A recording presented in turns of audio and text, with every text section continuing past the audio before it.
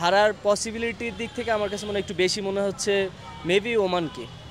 বাংলাদেশের তো উগান্ডা ওমানের সাথে তুলনা করা এটা আসলে পাগলের প্রলাপ ছাড়া অন্য কিছু না। উগান্ডা তো একটা ম্যাচ জিতেই গেছে, তারপরও হারবে আরও ম্যাচ আছে। কারণ ওমান এবং উগান্ডার যে র্যাঙ্কিং সেখানে বাংলাদেশের সাথে রাত দিন তফাৎ। আপনি তুলনা করতে পারতেন কানাডার সাথে ওমান বা কানাডার সাথে আমেরিকা এগুলোর সাথে, কিন্তু বাংলাদেশ আসলে আপনি ইন্ডিয়া পাকিস্তানের সাথে তুলনা করলে আমি খুশি হতাম। সবচেয়ে বেশি হারবে যদি আমি চিন্তা করি পাপুয়া নিউ গিনি, তারপরে উগান্ডা তো একটা ম্যাচ জিতেই গেছে, তারপরও হারবে আরও ম্যাচ আছে। আরও যদি চিন্তা করি আপনার নেদারল্যান্ডসও আপনার ভালো খেলতে পারবে না।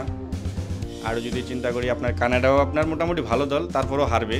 এইসব দলগুলোই আপনার বেশি হারবে, আর তাদের মধ্যে বাংলাদেশও আছে। বাংলাদেশের সাথে তো আসলে Oman, Uganda, Scotland, Namibia, America, Canada like that এইসব দেশের সাথে আসলে কম্পেয়ার হয় না।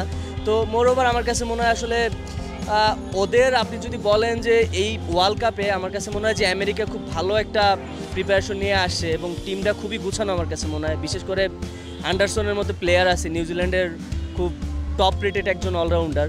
তো আমার কাছে মনে হয় আসলে কম্পেয়ার করতে গেলে আসলে এই ধরনের টিমগুলোর সাথে আসলে বাংলাদেশের সাথে কম্পেয়ার হয় না। তো যদি হারার প্রশ্নই আপনি বলেন তাহলে আমার কাছে মনে হয় যে হারার পসিবিলিটির দিক থেকে আমার কাছে মনে হয় একটু বেশি মনে হচ্ছে মেবি ওমানকে।